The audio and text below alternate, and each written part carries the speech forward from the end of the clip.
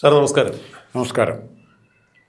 2026 തെരഞ്ഞെടുപ്പിന് മുൻപ് കേരളത്തെ ഇളക്കി മറിച്ചൊരു വിഷയമായിരുന്നു ശബരിമല സ്വർണ്ണക്കൊള്ള. അക്ഷരാർത്ഥത്തിൽ ലോകമെമ്പാടുമുള്ള അയ്യപ്പ ഭക്തന്മാരെ ഏറെ വേദനിപ്പിച്ച സംഭവം തന്നെയായിരുന്നു. ഒന്നാം പിണറായി വിജയൻ സർക്കാരിൻ്റെ കാലത്ത് കടകംപള്ളി സുരേന്ദ്രൻ ദേവസ്വം വകുപ്പ് മന്ത്രിയായിരിക്കുന്ന കാലഘട്ടത്തിലാണ് ശബരിമലയിൽ വ്യാപകമായ സ്വർണ്ണക്കൊള്ള നടക്കുന്നത് എന്നുള്ളതാണ് അന്വേഷണങ്ങളിലൂടെ വ്യക്തമായത്. ശബരിമലയിലെ ശ്രീകോവിലിന് ഇരുവശവും സ്ഥിതി ചെയ്യുന്ന ദ്വാരപാലക ശില്പങ്ങളിൽ പൊതിഞ്ഞിരുന്ന സ്വർണ്ണപ്പാളിയും അതുപോലെ തന്നെ ശബരിമല ശ്രീകോവിലിൻ്റെ ഉമ്മറ കട്ടള പടിയും ഉമ്മറ വാതിലുമെല്ലാം ഇളക്കിക്കൊണ്ടുപോയി സ്വർണം പൂശാൻ എന്നുള്ള വ്യാജേന അതിലെ സ്വർണം ഉരുക്കി മാറ്റുകയായിരുന്നു. ചെന്നൈയിലെ സ്മാർട്ട് ക്രിയേഷൻസിലേക്കാണത് കൊണ്ടുപോയത്. പിന്നീട് ഉണ്ണികൃഷ്ണൻ പോറ്റിയും ശബരിമല ദേവസ്വം കമ്മീഷണറായിരുന്ന എൻ വാസുവും CPM-ൻ്റെ മുൻ MLA കോന്നി MLA ആയിരുന്ന പത്മകുമാറും എല്ലാം ഉൾപ്പെടുന്ന ഒരു കോക്കസാണ് ഇതിൻ്റെ പിറകിൽ പ്രവർത്തിച്ചിരുന്നത് എന്നുള്ളതാണ് അന്വേഷണ ഉദ്യോഗസ്ഥന്മാരിലൂടെ കേരളം കണ്ട് ഞെട്ടിത്തരിച്ച് നിന്നത്. CPM-ൻ്റെ നേതാക്കന്മാരും ചില ഉന്നത കേന്ദ്രങ്ങളും ഇടപെട്ട് ആസൂത്രിതമായി നടത്തിയ സ്വർണ്ണക്കൊള്ള തന്നെയായിരുന്നു ശബരിമലയിൽ അരങ്ങേറിയത്. എന്നാൽ ശബരിമലയിൽ സ്വർണം ഏതളവ് വരെ നഷ്ടപ്പെട്ടിട്ടുണ്ട് എന്നറിയുന്നതിന് ശാസ്ത്രീയമായ പല പരിശോധനകൾക്കും വിധേയമാക്കേണ്ടിയിരുന്നു. ശബരിമലയിൽ UB ഗ്രൂപ്പ് ചെയർമാനായ വിജയ് മല്യ ഏതാണ്ട് 33 കിലോ സ്വർണം ചിലവഴിച്ചുകൊണ്ട് തന്നെയാണ് അവിടെ സ്വർണം പൊതിയൽ നടപടികൾ പൂർത്തിയാക്കിയത് എന്നുള്ളതാണ് മാധ്യമങ്ങളിലൂടെ നാം കണ്ടറിഞ്ഞത്. മാത്രമല്ല ശബരിമലയുടെ ഭണ്ഡാര സൂക്ഷിപ്പുകളിൽ ഈ രേഖകളുണ്ട് താനും. എന്നാൽ ശബരിമലയിൽ നിന്നും കടത്തിക്കൊണ്ടുപോയി, അതായത് മാറ്റു കുറഞ്ഞതിൻ്റെ പേരിൽ, കാലപ്പഴക്കം കൊണ്ട് മാറ്റു കുറഞ്ഞതിൻ്റെ പേരിൽ വീണ്ടും അത് സ്വർണം മുക്കി കമനീയമാക്കുന്നതിന് വേണ്ടി ചെന്നൈയിലെ സ്മാർട്ട് ക്രിയേഷൻസിലേക്ക് ദേവസ്വം മാനുവലെല്ലാം ലംഘിച്ചുകൊണ്ട്, ശബരിമലയിലെ ദേവസ്വം നിയമങ്ങളെല്ലാം ലംഘിച്ചുകൊണ്ട് ഭഗവാന്റെ തിരുവാഭരണങ്ങളെല്ലാം ശബരിമലയുടെ പുറത്തേക്ക് കൊണ്ടുപോകുക, അത് അറ്റകുറ്റപ്പണിക്കായാലും നിയമലംഘനം തന്നെയാണ്. അത്തരത്തിൽ നിയമം ലംഘിച്ചുകൊണ്ട് സർക്കാരിന് നേതൃത്വം നൽകുന്ന ചില ഉന്നതന്മാരുടെയും എല്ലാം ഒത്താശയോടു കൂടി തന്നെയാണ് ശബരിമലയിൽ ഭീമാകാരമായ ഞെട്ടിക്കുന്ന തരത്തിലുള്ള ഈ സ്വർണ്ണക്കൊള്ള നടന്നത് എന്നുള്ളതാണ് മനസ്സിലാക്കാൻ കഴിഞ്ഞത്. എന്നാൽ ഈ സ്വർണ്ണക്കൊള്ളയെക്കുറിച്ച് അന്വേഷിക്കുന്നതിന് വേണ്ടി ബഹുമാനപ്പെട്ട ഹൈക്കോടതിയുടെ മേൽനോട്ടത്തിൽ തന്നെ ഒരു SIT രൂപീകരിക്കുകയും SIT ഈ വിഷയത്തിൽ ഏറെ മുന്നോട്ട് പോവുകയും ചെയ്തു.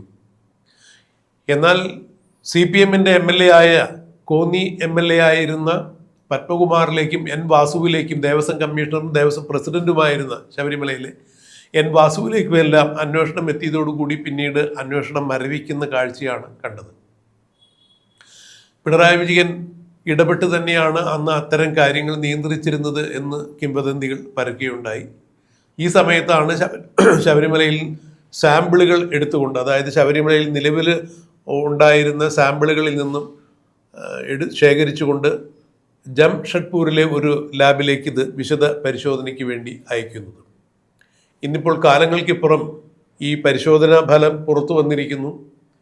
പരിശോധനാ ഫലത്തിൽ നിന്നും മനസ്സിലായിരിക്കുന്ന കാര്യങ്ങൾ, സ്വർണ്ണപ്പാളിയും, അതായത് ദ്വാരപാലക ശില്പങ്ങളിലെ സ്വർണ്ണപ്പാളിയിൽ നിന്നും സ്വർണം ഉരുക്കി മാറ്റിയിട്ടുണ്ട്, രാസപ്രക്രിയയിലൂടെ ഉരുക്കി മാറ്റിയിട്ടുണ്ട്. എന്നാൽ വിജയ് മല്യ അന്ന് സ്ഥാപിച്ച സ്വർണ്ണപ്പാളികൾ തന്നെയാണ്, ദ്വാരപാലക ശില്പങ്ങളിൽ അന്ന് പൊതിഞ്ഞിരുന്ന സ്വർണ്ണപ്പാളികൾ തന്നെയാണ് ഇത്, അത് മാറ്റിയിട്ടില്ല എന്നാണ് ലാബ് പരിശോധന റിപ്പോർട്ട് ഫലം വരുമ്പോൾ മനസ്സിലാക്കാൻ പറ്റുന്നത്.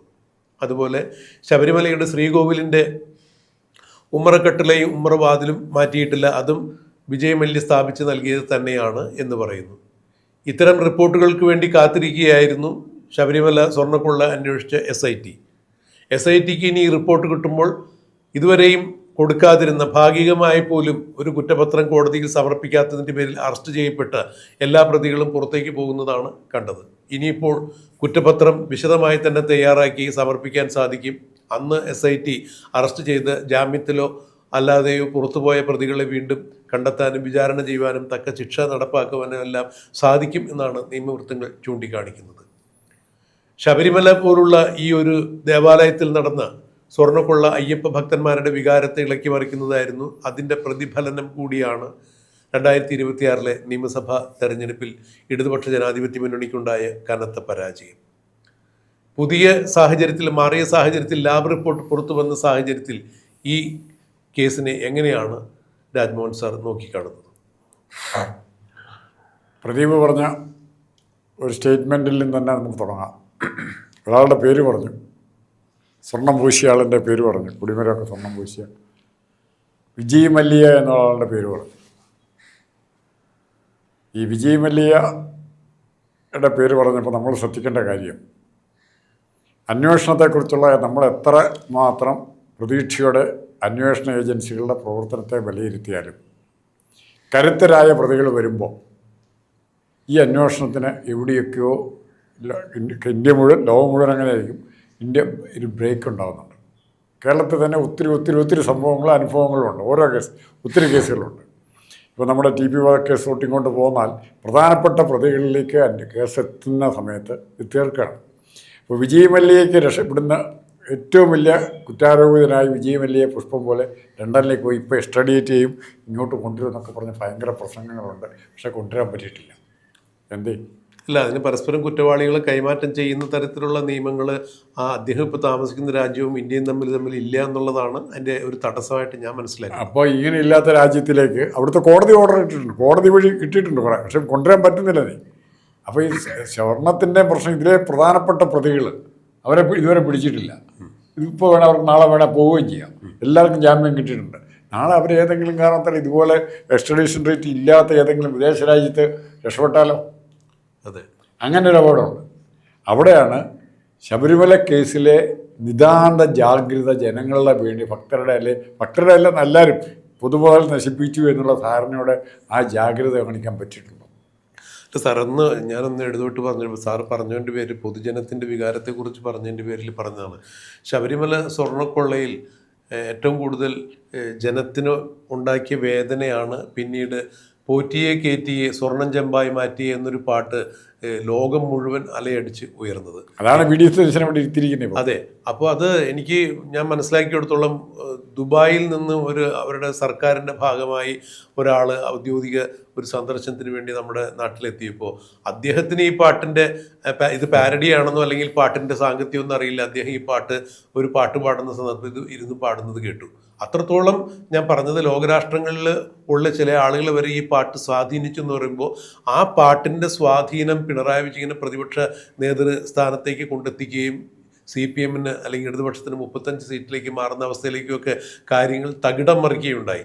ഇവിടെ ജനങ്ങളുടെ ഒരു വികാരത്തെ മാനിക്കാൻ അന്ന് SIT നടത്തിയ അന്വേഷണങ്ങൾ പര്യാപ്തമായിരുന്നു എന്നുള്ളത് പരിശോധിക്കപ്പെടേണ്ട കാര്യം തന്നെയാണ്. ഇപ്പോൾ ഇന്നത്തെ മുഖ്യമന്ത്രിയും അന്നത്തെ പ്രതിപക്ഷ നേതാവുമായിരുന്ന VD സതീശൻ അന്ന് പറഞ്ഞിരുന്നതാവട്ടെ, ദ്വാരപാലക ശില്പപ്പാളികൾ, അതായത് ശബരിമലയിലെ ദ്വാരപാലക ശില്പപ്പാളികൾ എവിടെയാണ് വിറ്റിരിക്കുന്നത്, അത് അന്യസംസ്ഥാനത്ത് ഒരു വലിയ കോടീശ്വരനായ വ്യവസായിക്ക് വിറ്റിരിക്കുന്നു എന്നാണ് അദ്ദേഹം പല അഭിമുഖങ്ങളിലും പറഞ്ഞത്. അദ്ദേഹം പറഞ്ഞതിന് അദ്ദേഹത്തിന് ഏതെങ്കിലും തരത്തിലുള്ള സൂചനകളോ അല്ലെങ്കിൽ അത്തരത്തിലുള്ള ഏതെങ്കിലും വാർത്താമാധ്യമങ്ങളിൽ നിന്നോ വിശ്വസ്തരായ ആളുകളിൽ നിന്നോ കിട്ടിയ വിവരത്തിൻ്റെ അടിസ്ഥാനത്തിലായിരിക്കാം. അത് തികച്ചും രാഷ്ട്രീയ പ്രേരിതമായിട്ടായിരിക്കില്ല ഒരു അയ്യപ്പ ഭക്തൻ എന്ന രീതിയിൽ കൂടി VD സതീശൻ അങ്ങനെ പറയാൻ സാധ്യത എന്ന് ഞാൻ മനസ്സിലാക്കുന്നു. എന്നാൽ ഇവിടെ ഇപ്പോൾ സ്വർണ്ണപ്പാളികളുടെ ശാസ്ത്രീയ പരിശോധന വരുമ്പോൾ അത് മാറ്റിയിട്ടില്ല എന്ന് പറയുമ്പോൾ നേരത്തെ രാജ്മോഹൻ സാർ പറഞ്ഞതുപോലെ വിജയ് മല്യ ഇന്ത്യയിൽ വലിയൊരു തട്ടിപ്പ് നടത്തിയിട്ട്, കോടിക്കണക്കിന് രൂപയുടെ തട്ടിപ്പ് നടത്തിയിട്ട് അദ്ദേഹം മറ്റൊരു രാജ്യത്ത് ചേക്കേറി അവിടെ താമസിക്കുമ്പോൾ ഇന്ത്യക്കും ആ രാജ്യവും തമ്മിൽ പരസ്പരം കുറ്റവാളികളെ കൈമാറ്റം ചെയ്യപ്പെടാനുള്ള നിയമമില്ലാത്തതിൻ്റെ പേരിൽ ഇന്ത്യയിലേക്ക് കൊണ്ടുവരാൻ സാധിക്കുന്നില്ല. ഇന്ത്യൻ നിയമവ്യവസ്ഥിതി അനുസരിച്ചിട്ട് വിചാരണ ചെയ്യാൻ സാധിക്കുന്നില്ല എന്നതുപോലെ തന്നെ അന്ന് ശബരിമല സ്വർണ്ണക്കൊള്ളയുമായി SIT അറസ്റ്റ് ചെയ്തവരിൽ പലരും ഇന്നിപ്പോൾ രാജ്യം തന്നെ വിട്ടിട്ടുണ്ടാവൂ എന്നുള്ള ഒരു സംശയമാണ് സാർ പ്രകടിപ്പിച്ചത്. വിടാനുള്ള സാധ്യത ഇപ്പോഴും നിലനിൽക്കുന്നു. അതെ, ഇപ്പോൾ ഈ ശബരിമല സ്വർണ്ണക്കൊള്ളയുടെ ഈ ലാബ് റിപ്പോർട്ട് പുറത്തു വരുമ്പോൾ തീർച്ചയായും കുറ്റപത്രം സമർപ്പിക്കപ്പെടും. വിചാരണ പ്രോസിക്യൂഷൻ നടപടികൾ അതിവേഗം ഉണ്ടാകും എന്നുള്ളത് എല്ലാവർക്കും അറിയാം. അതുകൊണ്ട് തന്നെ ഇത്തരം ഒരു അപകടം മുന്നിൽ കണ്ടുകൊണ്ട് യഥാർത്ഥത്തിൽ ഇതൊരു ക്രൈം നടന്നിട്ടുണ്ടെങ്കിൽ ഈ ക്രൈമിൽ പങ്കെടുത്ത ആളുകളെല്ലാം നാട് വിട്ടു പോകാനോ അല്ലെങ്കിൽ ഒളിവിൽ പോകാനോ ഉള്ള സാധ്യത ഒരു കാരണവശാലും തള്ളിക്കളയാൻ സാധിക്കില്ല.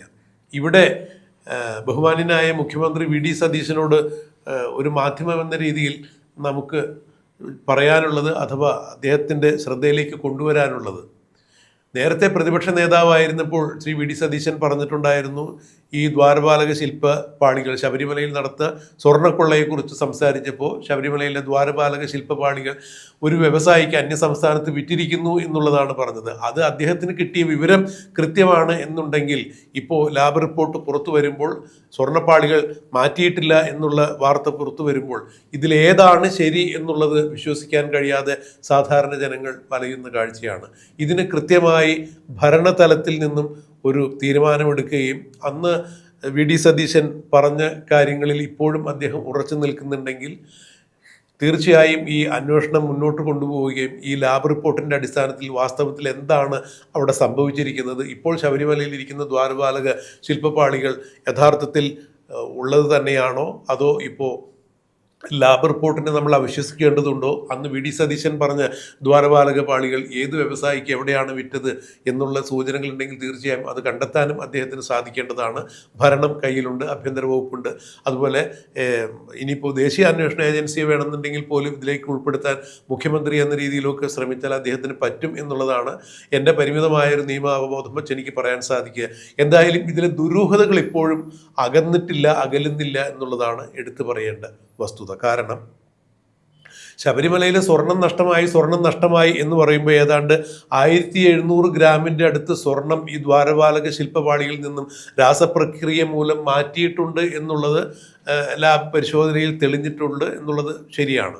എന്നാൽ യഥാർത്ഥത്തിലുള്ള ഈ പാളികൾ മാറ്റപ്പെട്ടിട്ടില്ല എന്ന് പറയുമ്പോൾ മുൻപ് പ്രതിപക്ഷ നേതാവായിരുന്ന വി.ഡി. സതീശൻ ചൂണ്ടിക്കാണിച്ചത് ഈ ദ്വാരപാലക ശില്പപാളികൾ അന്യസംസ്ഥാനത്തൊരു വലിയ ഭക്തനായ വ്യവസായിക്ക് വിറ്റു എന്ന് പറയുമ്പോൾ ഇതിൽ ഏതാണ് സത്യം ഏതാണ് മിഥ്യ എന്നറിയാൻ വയ്യാതിരിക്കുന്നു.